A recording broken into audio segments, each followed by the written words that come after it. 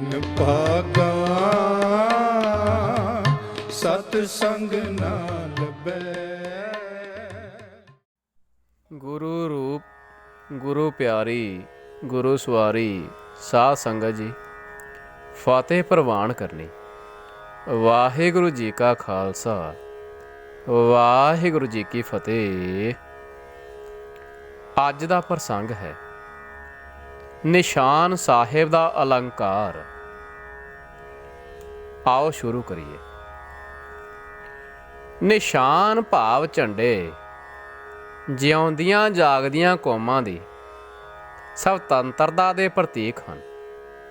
ਜੋ ਕੌਮਾਂ ਆਪਣੇ ਵਜੂਦ ਤੋਂ ਹੀ ਮਰ ਮੁੱਕ ਚੁੱਕੀਆਂ ਹੋਣ, ਉਹਨਾਂ ਦੇ ਨਿਸ਼ਾਨ ਕਦੇ ਖੜੇ ਨਹੀਂ ਹੁੰਦੇ।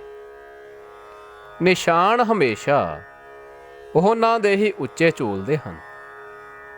ਜੋ ਸੂਰਬੀਰ ਬਹਾਦਰ ਆਪਣੇ ਬਲ ਦੁਆਰਾ ਸਦਾ ਜੰਗ ਵਿੱਚ ਜੂਝ ਕੇ ਆਪਣੇ ਨਿਸ਼ਾਨ ਨੂੰ ਉੱਚਾ ਚੁੱਕਣਾ ਜਾਣਦੇ ਹਨ।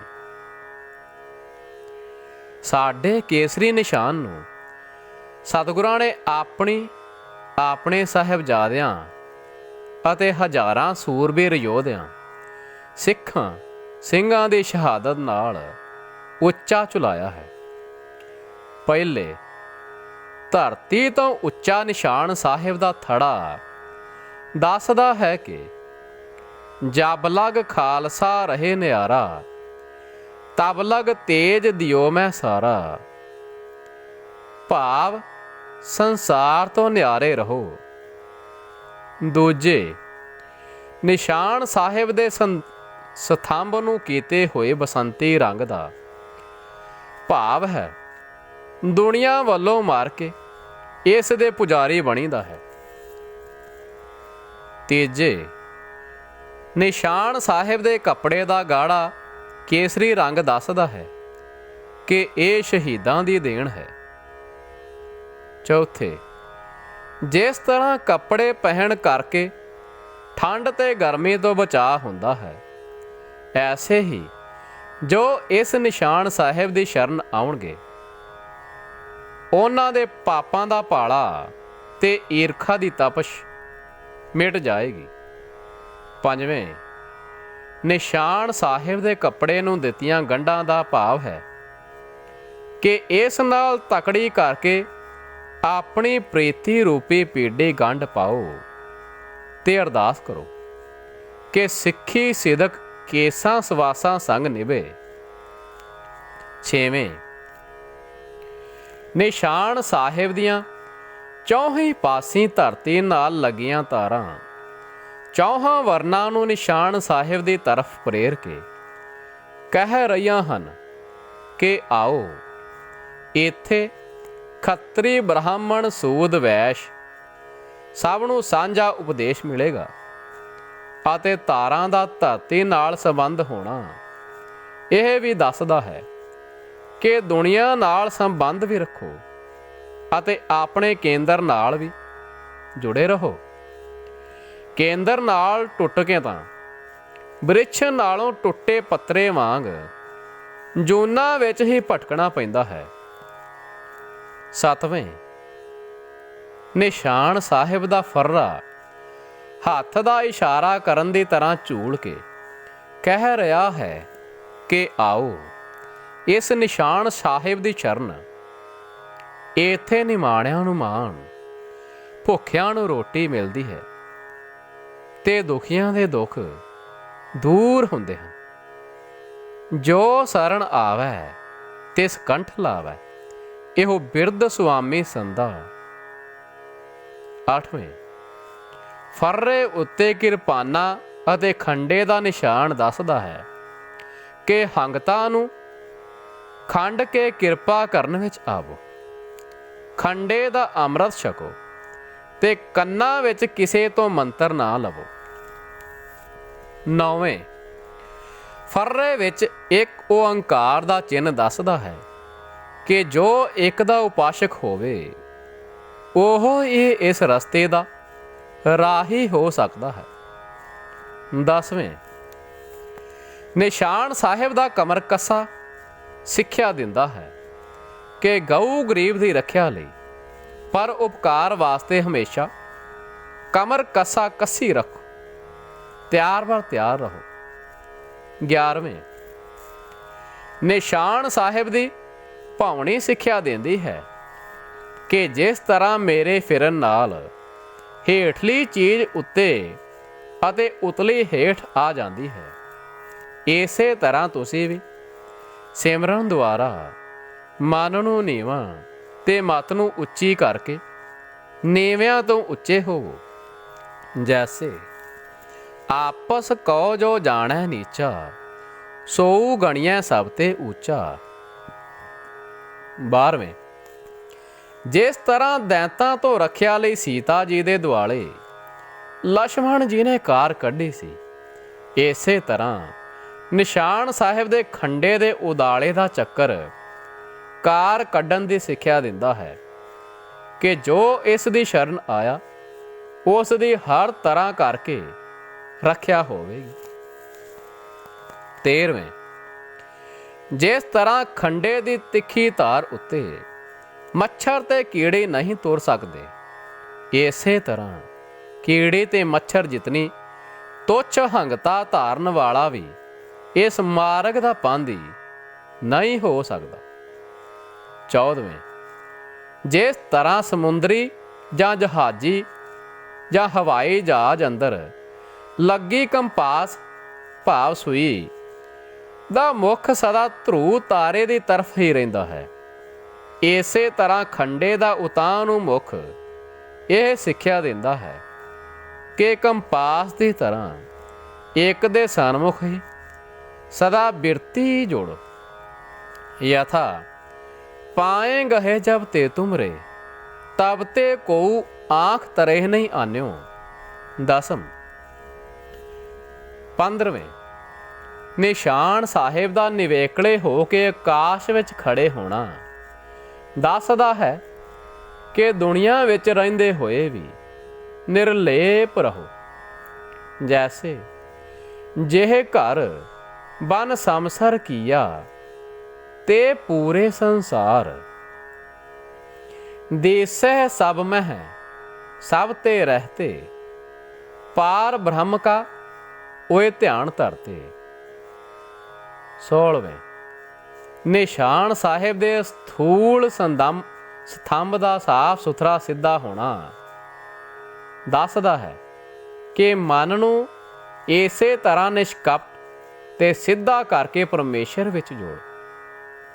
17ਵੇਂ, ਜਿਸ ਤਰ੍ਹਾਂ ਬੰਦਰਗਾਹਾਂ ਉੱਤੇ ਰੋਸ਼ਨੀ ਸਮੇਤ ਉੱਚੇ ਮੀਨਾਰ ਬਣਾਏ ਜਾਂਦੇ ਹਨ ਕਿ ਭੁੱਲੇ ਹੋਏ ਜਹਾਜ਼ ਬੰਦਰਗਾਹ ਤੇ ਪੁੱਜ ਜਾਣ, ਇਸੇ ਤਰ੍ਹਾਂ ਰੋਸ਼ਨ ਮੀਨਾਰ ਦੀ ਤਰ੍ਹਾਂ ਨਿਸ਼ਾਨ ਸਾਹਿਬ ਦਾ ਉੱਚਾ ਹੋਣਾ ਤੇ ਖੰਡੇ ਦੀ ਰੋਸ਼ਨੀ ਦਾ ਚਮਕਾਰੇ ਮਾਰਨਾ ਦੱਸਦਾ ਹੈ ਕਿ ਕਿਸੇ ਕਬਰ ਮੜੀ ਮੱਟ ਭੂਤ ਪ੍ਰੇਤ ਸਖੀ ਸਰਵਰ ਸੁਲਤਾਨ ਨੂੰ ਮੰਨਣ ਵਾਲੇ ਸੰਸਾਰ ਸਮੁੰਦਰ ਵਿੱਚ ਭੁੱਲੇ ਹੋਏ ਕੁਰਾਹੇ ਜਾ ਰਹੇ ਪ੍ਰਾਣੀਆਂ ਨੂੰ ਸੱਚਖੰਡ ਰੂਪ ਬੰਦਰਗਾਹ ਮੁਕਤੀ ਰੂਪ ਕਿਨਾਰੇ ਵੱਲ ਠੀਕ ਸੇਧ ਦੇਣਾ ਕਰਦਾ ਹੈ।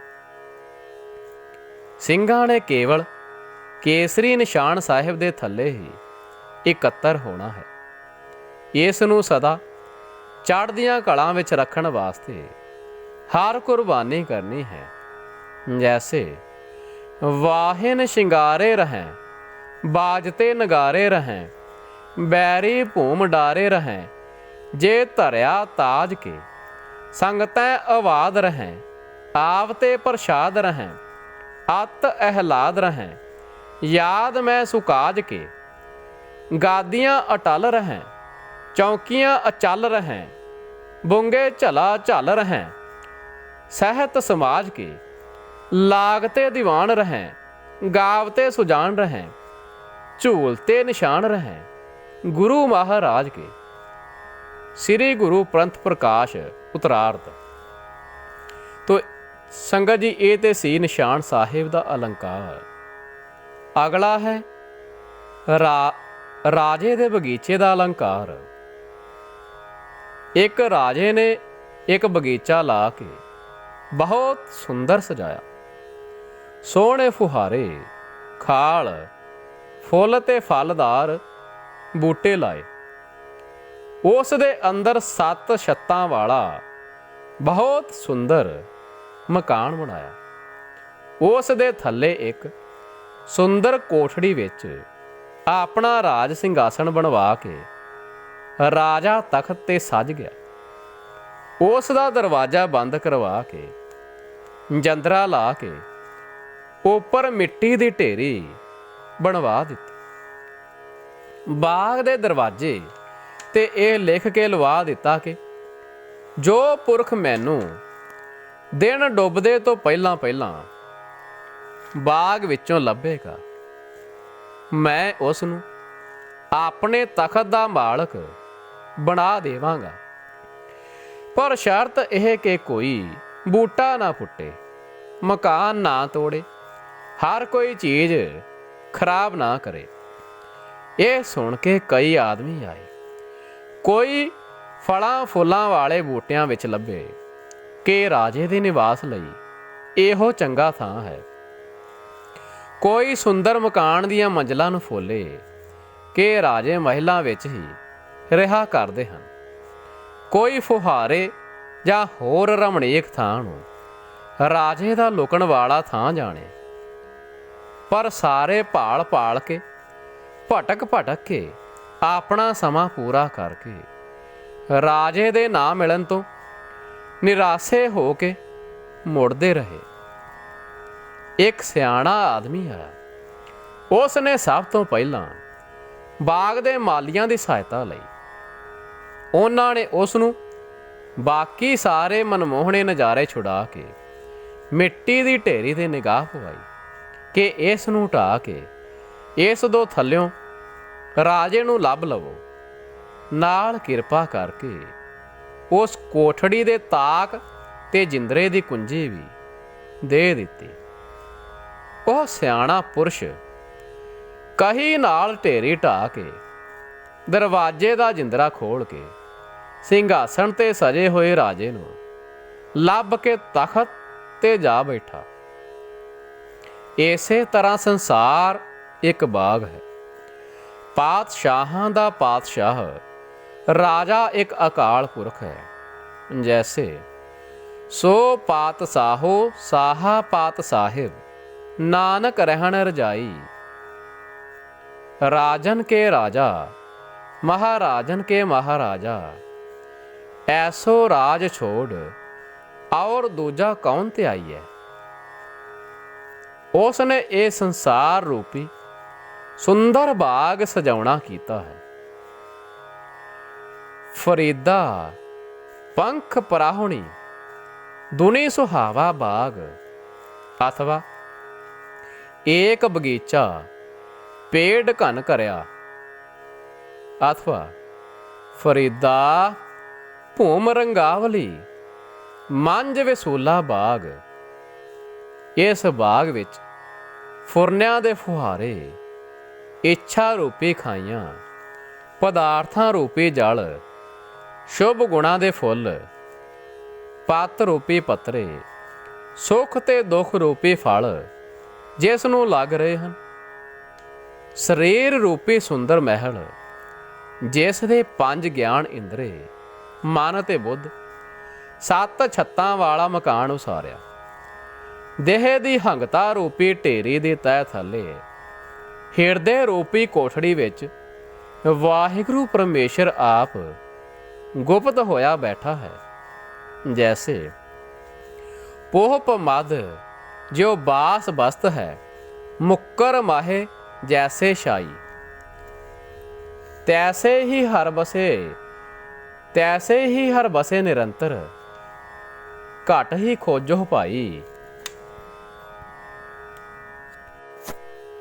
ਇਸ ਸੰਸਾਰ ਬਾਗ ਵਿੱਚੋਂ ਲੱਭਣ ਵਾਸਤੇ ਇਹ ਲਿਖ ਕੇ ਲਾਇਆ ਹੈ ਕਿ ਮਨੁੱਖਾ ਜਨਮ ਰੂਪੀ ਦਿਨ ਦੇ ਵਿੱਚ ਮੌਤ ਰੂਪੀ ਰਾਤ ਦੇ ਪੈਣ ਤੋਂ ਪਹਿਲਾਂ ਪਹਿਲਾਂ ਜਿਹੜਾ ਮੈਨੂੰ ਲੱਭ ਲਵੇ, ਯਥਾ ਭਈ ਪ੍ਰਾਪਤ ਮਾਨੁਖ ਦੇ ਹੁਰੀਆ ਗੋਬਿੰਦ ਮਿਲਣ ਕੀ ਇਹ ਤੇਰੀ ਵਰੀਆ।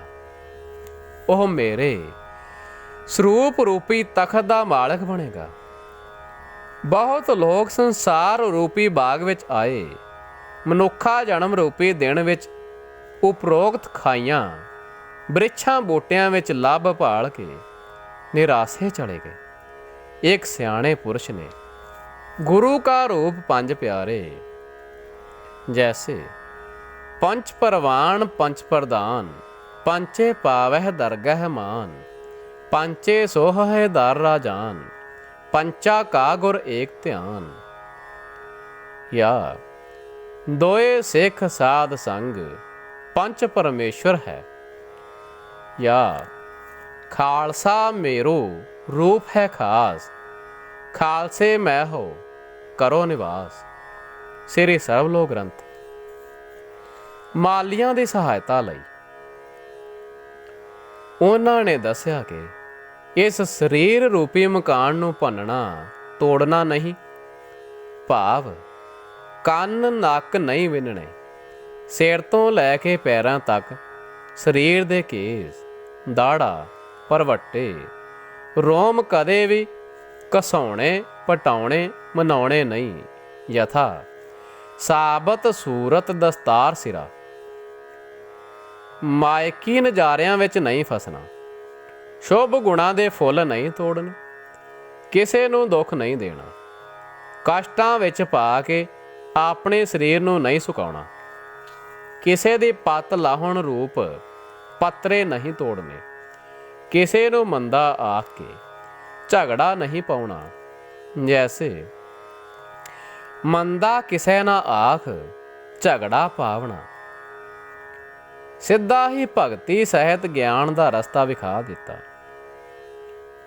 ਗੁਰ ਸਿੱਖ ਮੀਤ ਚਲਹੁ ਗੁਰ ਚਾਲੀ, ਦੇਹ ਦੀ ਹੰਗਤਾ ਰੂਪੀ ਢੇਰੀ ਹੈ। ਜੈਸੇ ਢੇਰੀ ਜਾ ਮੈਂ ਜਮ ਮਰੈ, ਗਰਭ ਜੋਨ ਦੁਖ ਪਾਏ। ਜੀਵ ਇਸ ਕਰਕੇ ਹੀ ਜੰਮਦੇ ਮਰਦੇ ਹਨ। ਹਮ ਬਡ ਕਬ ਕੁਲੀਨ ਹਮ ਪੰਡਤ, ਹਮ ਜੋਗੀ ਸੰਨਿਆਸੀ, ਗਿਆਨੀ ਗੁਨੀ ਸੂਰ ਹਮ ਦਾਤੇ, ਇਹ ਬੁੱਧ ਕਬਹਿ ਨਾ ਨਾਸੀ। ਹਉ ਵਿੱਚ ਆਇਆ, ਹਉ ਵਿੱਚ ਗਿਆ, ਹਉ ਵਿੱਚ ਜੰਮਿਆ, ਹਉ ਵਿੱਚ ਮੂਆ। ਇਹ ਬੜੀ ਭਿਆਨਕ ਹੈ। ਇਸ ਨੂੰ ਸਾਧ ਸੰਗਤ ਵਿੱਚ ਆ ਕੇ ਨਿਮਰਤਾ ਰੂਪੀ ਕਹੀ ਨਾਲ ਢਾਵਣਾ ਕਰੋ। ਯਥਾ ਢੇਰੀ ਢਾਹੋ ਸਾਧ ਸੰਗ, ਅਹੰ ਬੁੱਧ ਬਿਕਰਾਲ। ਜਿਸ ਨਾਲ ਦੇਹ ਅਧਿਆਸ ਮੇਟਣ ਰੂਪ ਮਿੱਟੀ ਦੀ ਢੇਰੀ ਢਾਹ ਕੇ ਸਿਮਰਨ ਅਥਵਾ ਬ੍ਰਹਮ ਵਿਦਿਆ ਰੂਪੀ ਚਾਬੀ, ਅਗਿਆਨ ਰੂਪ ਜਿੰਦਰਾ, ਮੋਹ ਰੂਪ ਕੁੰਡਾ, ਆਸਾ ਅੰਦੇਸਾ ਦੇ ਦੋ ਤਖਤੇ ਖੋਲਣ ਲਈ ਦਿੱਤੀ। ਯਥਾ ਗੁਰ ਕੁੰਜੀ ਪਾਹੂ ਨਿਵਲ, ਮਨ ਕੋਠਾ ਤਨ ਛੱਤ। ਨਾਨਕ ਗੁਰ ਬਿਨ ਮਨ ਕਾ ਤਾਕ ਨਾ ਉਗੜੈ, ਆਵਰ ਨਾ ਕੁੰਜੀ ਹੱਥ। ਇਉਂ ਦੇਹ ਰੂਪੀ ਮਕਾਨ ਵਿੱਚੋਂ, ਹਿਰਦੇ ਰੂਪੀ ਕੋਠੜੀ ਵਿੱਚੋਂ ਵਾਹਿਗੁਰੂ ਰੂਪੀ ਰਾਜੇ ਨੂੰ ਪ੍ਰਾਪਤ ਕਰ ਲਿਆ। ਗੁਰ ਪ੍ਰਸਾਦ ਜਨ ਨਾਨਕ ਆਇਆ, ਗੁਰ ਪ੍ਰਸਾਦ ਜਨ ਨਾਨਕ ਪਾਇਆ। ਹਰ ਲਾਦਾ ਦੇਹ ਟੋਲੀਐ, ਸਰੂਪ ਰੂਪੀ ਤਖਤ ਦਾ ਮਾਲਕ ਬਣ ਕੇ ਦੱਸਿਆ ਕਿ ਅਬ ਤਉ ਜਾਏ ਚੜੇ ਸਿੰਘਾਸਨ, ਮਿਲੇ ਹੈ ਸਾਰੰਗ ਪਾਨੀ। ਰਾਮ ਕਬੀਰਾ ਏਕ ਭਏ ਹੈ, ਕੋਈ ਨਾ ਸਕੈ ਪਛਾਨੀ।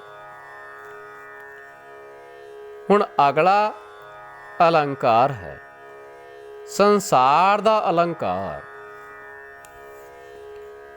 ਜਿਉ ਸੁਪਨਾ ਅਰ ਪੇਖਨਾ, ਐਸੇ ਜਗ ਕੋ ਜਾਨ। ਜੋ ਉਪਜਿਓ ਸੋ ਬਿਨਸ ਹੈ, ਪਰੋ ਆਜ ਕੇ ਕਾਲ। ਨਾਨਕ ਹਰ ਗੁਣ ਗਾਏ ਲੇ, ਛਾੜ ਸਗਲ ਜੰਜਾਲ। ਸੰਸਾਰ ਸਾਗਰ ਤੇ ਕੱਢਦੇ ਹਾਥੀ, ਇਹ ਸਰੀਰ ਛਿਨ ਭੰਗਰ ਹੈ। ਛਿਨ ਕਾਲ ਵਿੱਚ ਨਾਸ ਹੋਣ ਵਾਲਾ ਹੈ। ਰੇ ਨਰ, ਇਹ ਸਾਚੀ ਜੀ ਧਾਰ। ਸਾਗਲ ਜਗਤ ਹੈ ਜੈਸੇ ਸੁਪਨਾ, ਬਿਨ ਸਤ ਲਗਤ न बार।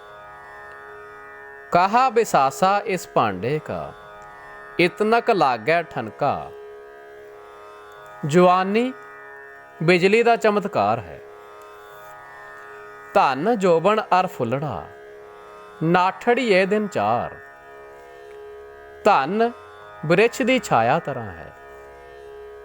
धन जोबन आख की छाया, बिरद भये दिन पुन्या। प्रताप उड़दे होए कबूतर दा परछावां है। खिन मह बिन सजाए प्रतापै, डंड धर्म राय का लागा। घर जेल खाना है, लब अंधेरा बंदी खाना। अवगण पैर लोहारी, इस्त्री ते पुत्र दी ममता। पैरां विच बेड़ियां हन। मेरी मेरी धारी, ओहा पैर लोहारी। चिंता नित दी चिखा है। भै मरबे को बिसरत नाहिन, तेह चिंता तन जारा। भूत काल दी सिमरती, भाव गुजरे समय दी याद है। भविखत काल दी चिंता, मच्छरां दा डंग है। जैसे मच्छर डंग सायर पर सुबर, बिन हर क्यों सुख पाइए। अज्ञानियां ते विहारियां दी कुसंगत, खुबन दल-दल रूप है। जैसे पंकज मोह निगरत है प्राणी, गुर निगरत काढ़ कढ़ावै गो। विषयां नाल प्रीति सप पालना है। जैसे चंचल मत बारक बपुरे की, सर्प अगन कर मेला। तन दी प्रीत विषयां दा पालना है। हौमै दीर्घ रोग है, दारू भी इस माह है। लोक लज्जा, मरण तक बंधन है। दुतिया त्यागी लोगा रीत, बंधन सौदा अणविचारी। कुल दी लज्जा चक्की पीना है। तब कुल किसका लाज सी, जब ले तरहे मसान। वेद लज्जा काला पानी है। वेद कतेब इफ्तरा पाई, दिल का फिक्र न जाए।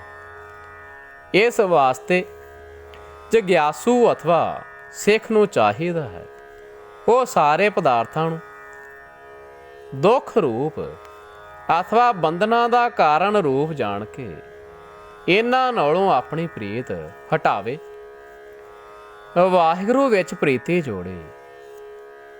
गुरसिख नूं चाहिदा है गुरु दी मत लै के, गुरसिखी कमा के, खुब्बण ते दल-दल रूप विषयां दा त्याग करके गुर चरनां विच प्रीति लावे। गुर सिख मीत चलहो गुर चाली, जो गुर कहै सोई पल मानो। हर हर कथा निराली। सो गुरु रूप साध संगत जी, ये प्रसंग अज इत्थे ही खत्म। कल दा प्रसंग आवेगा तोता पकड़न दा अलंकार ਅਤੇ ਮੁਕਤਸਰ ਸਾਹਿਬ ਦਾ ਅਲੰਕਾਰ। ਅੱਜ ਲਈ ਇੰਨਾ ਹੀ। ਦਿਓ ਆਗਿਆ। ਵਾਹਿਗੁਰੂ ਜੀ ਕਾ ਖਾਲਸਾ, ਵਾਹਿਗੁਰੂ ਜੀ ਕੀ ਫਤਿਹ। ਸੰਗਤ ਮੈਲ